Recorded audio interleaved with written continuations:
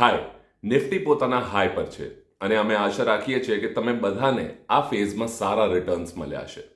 પણ અમને યાદ રાખવું જોઈએ કે ઇન્વેસ્ટમેન્ટ પર રિટર્ન્સ બનાવવા એક ટાઈમ કન્ઝ્યુમિંગ ગેમ છે અને આ ગેમમાં જેટલા લાંબા સમય માટે તમે રહો છો એટલા રિટર્ન્સના ચાન્સીસ વધી જાય છે. આજે અમે એવા બે કોન્સેપ્ટ જોઈશું, ડેટ ફ્રી કંપનીઝ અને અંડર વેલ્યુડ સ્ટોક્સ, અને પછી કરંટ માર્કેટના એવા ટોપ 5 સ્ટોક્સ જોઈશું જે અંડર વેલ્યુડ પણ છે અને ડેટ ફ્રી પણ. આ સ્ટોક્સ માટે અમે અમુક ક્રાઇટેરિયા રાખી છે, જેમ કે માર્કેટ કેપિટલાઇઝેશન 5,000 કરોડ કે વધુ હોવું જોઈએ, ડેટ ટુ ઇક્વિટી 0 હોવું જોઈએ, રિટર્ન ઓન ઇક્વિટી 10% થી વધુ હોવું જોઈએ, છેલ્લા વર્ષનું એનપીએમ 10 કે વધુ હોવું જોઈએ, price two earning ratio industry PE થી ઓછું હોવું જોઈએ. આવો પહેલા સમજીએ કે ડેટ ફ્રી એટલે શું. તો એક બિઝનેસ ચલાવવા માટે મોટા ભાગે કંપનીઝ લોન લેતી હોય છે એમની ડે ટુ ડે એક્ટિવિટીઝ માટે, કારણ કે મેજોરિટી કંપનીઝ પાસે બિઝનેસ એક્સપાન્શન માટે ફાઇનાન્શિયલ બેકિંગ નથી હોતી. આઈડિયલી કોઈ પણ કંપનીને પોતાના ઓન્ડ ફંડથી બમણું લોન જ લેવું જોઈએ, જેથી એનું રેશિયો 2:1 ના અંદર રહે. આ રેશિયો જે બોરોડ ફંડ અને ઓન્ડ ફંડની વચ્ચેનો છે એને ડેટ ટુ ઇક્વિટી રેશિયો કહેવાય છે. કોઈ પણ કંપની જેનું ડેટ ટુ ઇક્વિટી રેશિયો 2:1 થી ઓછું હોય એની ફાઇનાન્શિયલ પ્રોફાઇલને મજબૂત ગણી શકાય. અને જે કંપનીઝ અમે જોવાના છીએ એમનું ડેટ ટુ ઇક્વિટી રેશિયો 0 છે ને જોરદાર, ડેટ ટુ ઇક્વિટી રેશિયો 0. હવે જોઈએ અંડર વેલ્યુડ પાર્ટ. અહીંયા અમે કંપનીનું પી રેશિયો જોઈશું, પણ આ પી રેશિયો શું છે? પ્રાઇસ ટુ અર્નિંગ ડિટરમાઇન કરે છે કે એક ઇન્વેસ્ટરને શેર પ્રાઇસ ચૂકવ્યા બાદ કેટલી વેલ્યુ મળે છે. આ પી રેશિયો આખા ઇન્ડસ્ટ્રી પર પણ એક્સટેન્ડ થઈ શકે છે, અને જો સ્ટોકનું પીઈ ઇન્ડસ્ટ્રી કરતાં વધારે હોય તો એને ઓવર વેલ્યુડ ગણાય છે. આથી સંકેત મળે છે કે ઇન્વેસ્ટરને વેલ્યુ કરતાં પે વધુ કરવું પડી શકે છે જો એની સરખામણી ઇન્ડસ્ટ્રીના પીઈથી કરીએ તો. અને તેવી જ રીતે જ્યારે સ્ટોકનું પી રેશિયો ઇન્ડસ્ટ્રી કરતાં ઓછું હોય તો એ સ્ટોક અંડર વેલ્યુડ હોય છે. આ વિડીયોમાં જે ઇન્ફોર્મેશન છે એ 16 ડિસેમ્બર 2022 ના ક્લોઝિંગ પરની છે. તો આવો આજનો વિડીયો શરૂ કરીએ. આ લિસ્ટની પહેલી કંપની છે બજાજ ઓટો, જે બજાજ ગ્રુપની ફ્લેગશિપ કંપની છે. આ કંપની વિશ્વની 4th લાર્જેસ્ટ મોટરસાઇકલ મેન્યુફેક્ચરર છે. તે દુનિયાની સૌથી મોટી 3-વ્હીલર મેન્યુફેક્ચરર અને સેલર છે, જે પોતાના 3-વ્હીલર્સ 79 થી વધુ દેશોમાં એક્સપોર્ટ કરે છે.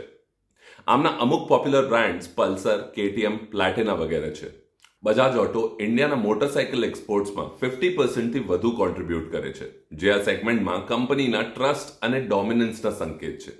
આ સિવાય જો COVID-19 ડિસ્ટ્રપ્શનમાં ડોમેસ્ટિક ઇન્ડસ્ટ્રીનું પરફોર્મન્સ જોઈએ તો 8.1%નું ડિક્લાઇન જોવા મળ્યું છે 4 યર CAGR પર.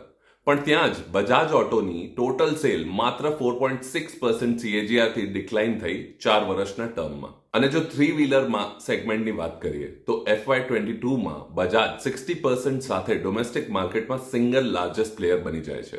આ કેટેગરીમાં જો પેસેન્જર વ્હીકલની વાત કરીએ, જે ટોટલ 3-વ્હીલર માર્કેટનું 80% સેગમેન્ટ છે, તો બજાજનું એમાં માર્ચ 31 પર 70.9% માર્કેટ શેર રહ્યું. અન્ય કોમોડિટી અને ગુડ્સ બેઝ બિઝનેસની જેમ બજાજ ઓટોને પણ input cost inflation issue face કરવું પડે છે.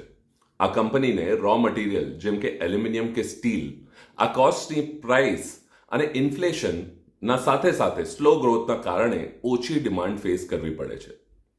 કંપનીને ઇન્ડિયન 2-વ્હીલર માર્કેટના પ્લેયર જેમ કે Honda motorcycle and scooters private limited, hero મોટોકોર્પ અને TVS જેવા પ્લેયર્સના ન્યૂ લોન્ચેસના લીધે ઇન્ટેન્સ કોમ્પિટિશનનો સામનો કરવો પડે છે. આ સિવાય બીજી વીકનેસ જોઈએ તો એ છે EVs એટલે ઇલેક્ટ્રોનિક વ્હીકલ્સનું વધતું ટ્રેન્ડ. કન્ઝ્યુમર્સ EV તરફ ઇકોનોમી અને એન્વાયરમેન્ટ જેવા કારણોના લીધે મૂવ થઈ રહ્યા છે. બજાજ ઓટો આમાં માત્ર 3% માર્કેટ શેર હોલ્ડ કરે છે, જે 2-વ્હીલર સ્પેસમાં આ ડિમાન્ડ ટ્રેન્ડ પર કેપિટલાઇઝ કરવામાં સક્સેસફુલ નથી. સ્ક્રીન પર અમે અમુક કી ફાઇનાન્શિયલ અને ટેકનિકલ ઇન્ડિકેટર્સ જોઈ શકીએ છીએ. બજાજ ઓટો લિમિટેડનું કરંટ માર્કેટ પ્રાઇસ એટલે કે CMP છે 3,549.6. પી રેશિયો જોવા જઈએ તો 17.25 છે. ઇન્ડસ્ટ્રી PE 25.19 છે. ડેટ ટુ ઇક્વિટી 0 છે અને છેલ્લા 5 વર્ષનું સેલ્સ ગ્રોથ 8.79% CAGR થી વધી રહ્યું છે. રિટર્ન ઓન ઇક્વિટી 19.01% છે. પાછલા 1 વર્ષના રિટર્ન્સ 11.6% છે અને છેલ્લા 5 વર્ષના CAGR રિટર્ન્સ જોઈએ તો 1.93% છે. 200 DMA 3,717 રૂપીસ છે અને RSI 14 37.5 છે. અમે આમાં બે ટેકનિકલ ઇન્ડિકેટર્સ પણ એડ કર્યા છે જેનાથી તમે સ્ટોકને ટેકનિકલ પર્સપેક્ટિવથી એનાલાઇઝ કરી શકો. આ બે ટેકનિકલ ઇન્ડિકેટર્સ છે 200 DMA અને RSI 14.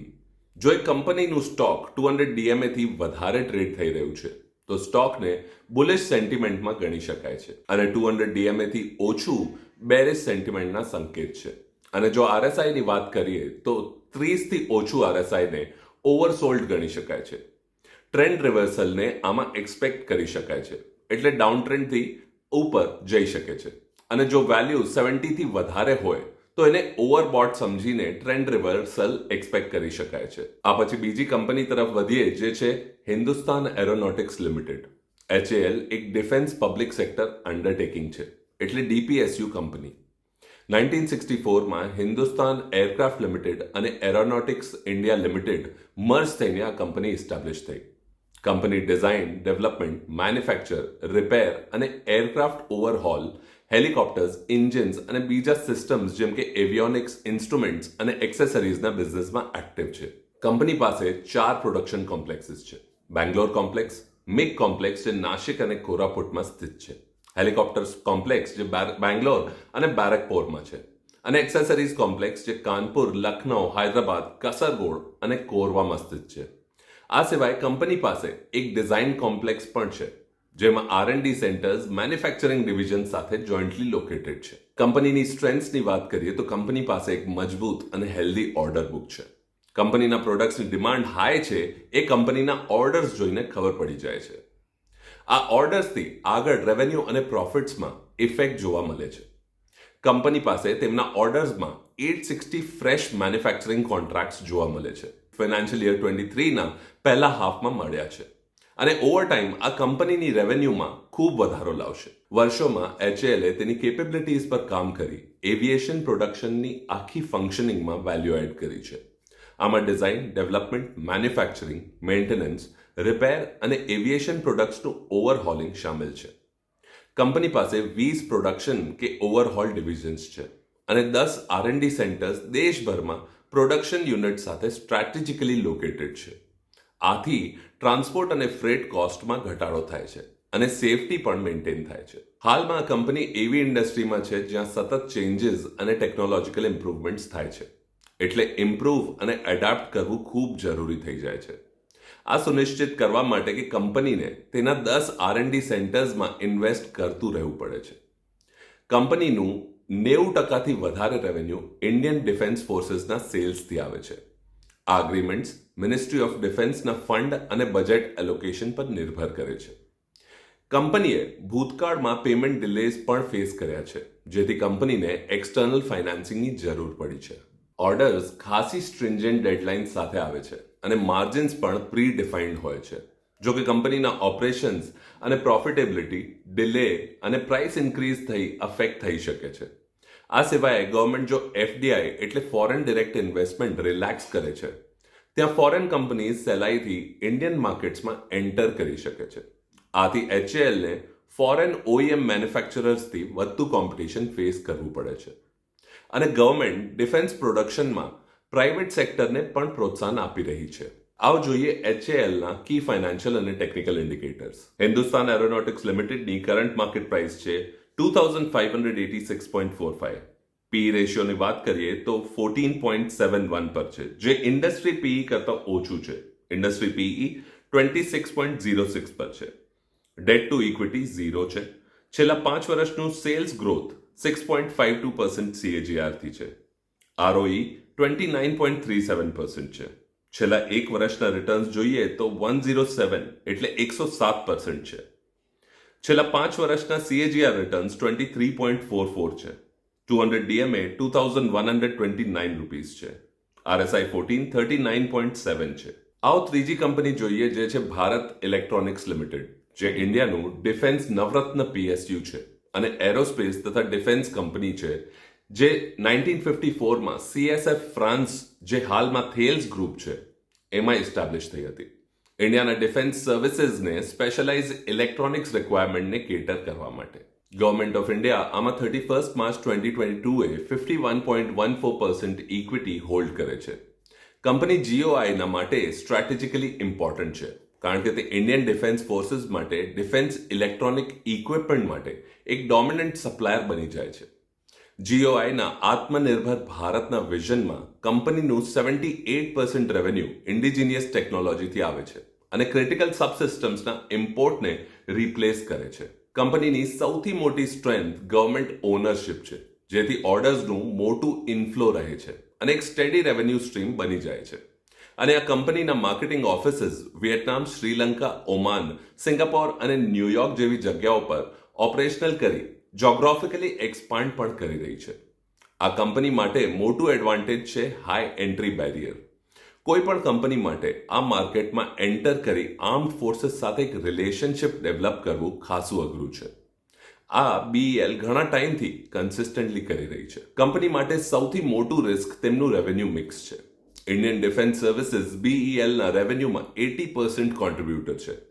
આથી કંપનીને સિવિયર કોન્સન્ટ્રેશન રિસ્ક ફેસ કરવી પડે છે. ડિફેન્સ ફોર્સીસના પ્રોક્યોરમેન્ટ પોલિસીમાં કોઈ પણ ચેન્જ કંપનીના ઓર્ડર બુક પર અસર કરી શકે છે અને કંપનીના બિઝનેસને પ્રેશરમાં લાવી શકે છે. આને કાઉન્ટર કરવા માટે કંપની પોતાના નોન ડિફેન્સ રેવન્યુને 25% સુધી વધારવાનો પ્રયત્ન કરી રહી છે. બીઈએલ પીએસયુ હોવાના કારણે પોતાના પ્રોફિટ્સને ડિવિડન્ડ્સની રીતે ડિસ્ટ્રીબ્યુટ કરે છે. આ ઇન્વેસ્ટર્સ માટે એક આકર્ષણ હોઈ શકે છે, પણ શેર પ્રાઇસમાં વધારો આનાથી સ્લો થઈ જાય છે. જ્યાં એમના પ્રોફિટ્સથી આગળની ઇન્વેસ્ટમેન્ટ્સ થઈ શકે છે, ત્યાં કંપની તેને ડિવિડન્ડ્સના રૂપમાં ડિસ્ટ્રીબ્યુટ કરે છે. બિઝનેસ તો ગ્રો કરી શકે છે, પણ સ્ટોક માર્કેટના કમ્પેરિઝનમાં એ એક ઓછા પેસ પર ગ્રો કરશે. સ્ક્રીન પર અમે બીઈએલના અમુક ફાઇનાન્શિયલ અને ટેકનિકલ ઇન્ડિકેટર્સ જોઈ શકીએ છીએ. ભારત ઇલેક્ટ્રોનિક્સ લિમિટેડનું કરંટ માર્કેટ પ્રાઇસ 99.45 છે. પી રેશિયોની વાત કરીએ તો 26.52 છે, જે ઇન્ડસ્ટ્રી પીઈ 36.48 કરતાં ઓછું છે. ડેટ ટુ ઇક્વિટી 0 છે. છેલ્લા 5 વર્ષના સીએજીઆર ગ્રોથ 12.16% છે. આરઓઈ 20.51% પર છે. છેલ્લા 1 વર્ષના રિટર્ન્સની વાત કરીએ તો 48.2% છે. છેલ્લા 5 વર્ષના સીએજીઆર રિટર્ન્સ 10.3% પર છે. 200 ડીએમએ 92.04 રૂપીસ છે અને આરએસઆઈ 32.5 છે. આ લિસ્ટમાં નેક્સ્ટ કંપની છે Bajaj holdings and investments limited. આ કંપની બજાજ ઓટો લિમિટેડથી ડીમર્જ થઈ એક્ઝિસ્ટન્સમાં આવી, જ્યાં તેનું મેન્યુફેક્ચરિંગ અન્ડરટેકિંગ બજાજ ઓટો લિમિટેડમાં ટ્રાન્સફર થયું અને તેના સ્ટ્રેટેજિક ઓપરેશન્સ, ફાઇનાન્શિયલ બિઝનેસ અને wind farm business Bajaj Finserv લિમિટેડને ટ્રાન્સફર કરવામાં આવ્યા. Bajaj holdings and investment limited એક ઇન્વેસ્ટમેન્ટ કંપની રીતે ઓપરેટ કરે છે અને તે આરબીઆઈ સાથે નોન બેન્કિંગ ફાઇનાન્શિયલ ઇન્સ્ટિટ્યુશનની રીતે રજિસ્ટર્ડ છે. કંપનીની સ્ટ્રેન્થ જોઈએ તો તેનું ઓપરેટિંગ પ્રોફિટ માર્જિન ખાસું વધારે છે. પણ આ શું હોય છે? વેલ, પ્રોફિટ તે અમાઉન્ટ હોય છે જે ઇન્કમમાંથી એક્સપેન્સીસ બાદ કરીને બચી જાય છે અને અહીંયા ઓપરેટિંગ વર્ડ સૂચવે છે ઓપરેટિંગ એક્સપેન્સીસ.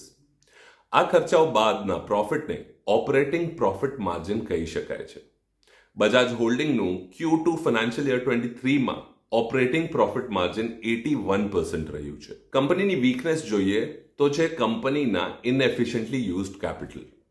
કંપનીની કમ્પાઉન્ડેડ સેલ્સ ગ્રોથ નેગેટિવમાં છે, જે છેલ્લા 5 વર્ષમાં -10% રહી, જેથી ઇન્વેસ્ટર્સ બજાજ હોલ્ડિંગ્સને છોડી બીજી એસેટ મેનેજમેન્ટ કંપનીઝ એટલે એએમસીઝ તરફ જઈ રહ્યા છે. છેલ્લા 2 વર્ષમાં કંપનીના આરઓઈ, આરઓસીઈ અને આરઓએ પણ ડિક્લાઇન થયા છે. કંપનીને તેના ફાઇનાન્શિયલ પ્રોફાઇલ પર કામ કરવું જોઈએ. આવો સ્ક્રીન પર જોઈએ કંપનીના કી ફાઇનાન્શિયલ અને technical indicators. Bajaj holdings and investment લિમિટેડનું કરંટ માર્કેટ પ્રાઇસ 6098.5 છે. પી રેશિયોની વાત કરીએ તો 15.58 છે, જે ઇન્ડસ્ટ્રી પીઈ રેશિયો 39 થી ઓછું છે. ડેટ ટુ ઇક્વિટી 0 છે. છેલ્લા 5 વર્ષનું સીએજીઆર ગ્રોથ -10.48% છે. આરઓઈ 10.14% છે. છેલ્લા 1 વર્ષના રિટર્ન્સ 21.1% છે. છેલ્લા 5 વર્ષના એન્યુઅલાઇઝ રિટર્ન્સ 15.8% છે. 200 ડીએમએની વાત કરીએ તો 5759 રૂપીસ છે અને આરએસઆઈ 36.3 છે. આજના વિડીયોમાં છેલ્લી કંપની છે માઝાગાંવ ડોક શિપ બિલ્ડર્સ લિમિટેડ. આ કંપની 1934માં ઇન્કોર્પોરેટ થઈ અને ગવર્મેન્ટ ઓફ ઇન્ડિયાએ 1960માં ટેક ઓવર કરી. કંપની પ્રાઇમરીલી શિપ્સ બિલ્ડિંગ અને સબમરીન્સ અને બીજા સી વેસલ્સના રિપેરિંગમાં ઇન્વોલ્વ છે. ઇન્ડિયન નેવી તેમના મોટા ક્લાયન્ટ્સમાંથી એક છે. કંપનીના સ્ટ્રેન્થની વાત કરીએ તો છે એનું લોકલ એડવાન્ટેજ. આ સિવાય કેપિટલ અને ટાઈમના રિક્વાયરમેન્ટના લીધે એવું ઇન્ફ્રાસ્ટ્રક્ચર ઊભું કરવું ઓલમોસ્ટ ઇમ્પોસિબલ થઈ જાય છે. કંપનીનું ડોકયાર્ડ મુંબઈમાં સ્થિત છે, જ્યાં ઇન્ડિયન નેવીના વેસ્ટર્ન નેવલ કમાન્ડના હેડક્વાર્ટર્સ પણ છે. તે ઇન્ડિયાના વેસ્ટ કોસ્ટ પર સ્થિત થઈ ત્યાંથી એમને યુરોપ, વેસ્ટ કોસ્ટ અને પેસિફિક રિમથી વેલ કનેક્ટિવિટી મળે છે. ગવર્મેન્ટ ઓફ ઇન્ડિયાના મોટા સ્ટેકથી કંપનીને સબસિડીઝ, ફાઇનાન્શિયલ અને એડવાઇઝરી સપોર્ટ મળી રહે છે. આ એક સાયક્લિકલ બિઝનેસ છે અને તેના પ્રોડક્ટ્સ અને સર્વિસીસની ડિમાન્ડ ઇકોનોમિક એક્ટિવિટી પર નિર્ભર કરે છે. જો ઇકોનોમીમાં સ્લોડાઉન આવે છે તો ડિમાન્ડ ઘટી જાય છે, જેનાથી કંપનીના રેવન્યુઝ પણ અફેક્ટ થાય છે.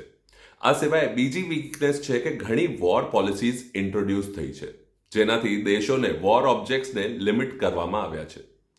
આથી વોરશિપ્સ અને સબમરીન્સની પ્રોડક્શન લિમિટ થઈ જાય છે અને અમુક પોઈન્ટ પછી તે વધતી નથી.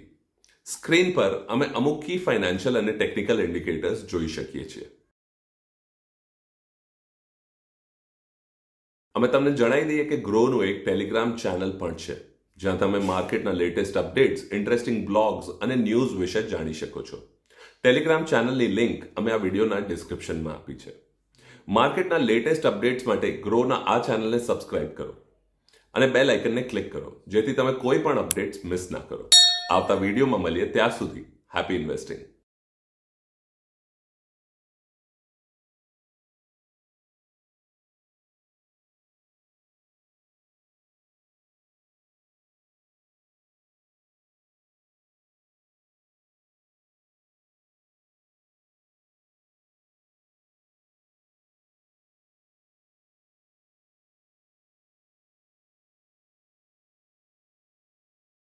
Investment in securities market are subject to market risks. Read all the related documents carefully before investing. Please read the risk disclosure documents carefully before investing in equity shares, derivatives, mutual fund, and or other instruments traded on the stock exchanges.